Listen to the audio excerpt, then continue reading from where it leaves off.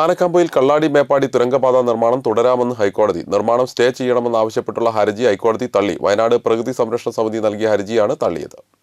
കോഴിക്കോട്, വയനാട്, മലപ്പുറം ജില്ലകളുടെ സമഗ്ര വികസനത്തിനുതകുന്ന തുരങ്കപാത നിർമ്മാണം തുടരാമെന്ന് ഹൈക്കോടതി. നിർമ്മാണം സ്റ്റേ ചെയ്യണമെന്നാവശ്യപ്പെട്ടുകൊണ്ടുള്ള ഹർജി ഹൈക്കോടതി തള്ളുകയായിരുന്നു. വയനാട് പ്രകൃതി സംരക്ഷണ സമിതി നൽകിയ ഹർജിയാണ് തള്ളിയത്.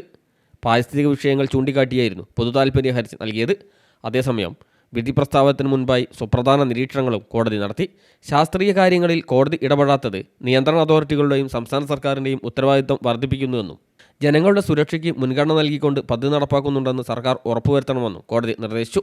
കിഫ്ബി പദ്ധതിയിൽ ഉൾപ്പെടുത്തി 2234 കോടി രൂപ ചെലവഴിച്ചാണ് പാത നിർമ്മാണം. മല തുറന്നുള്ള നിർമ്മാണം 4 വർഷം കൊണ്ട് പൂർത്തിയാക്കാനാവുമെന്നാണ് പ്രതീക്ഷ. 8 കിലോമീറ്ററും 73 മീറ്ററുമാണ് തുരങ്കപാതയുടെ നീളം.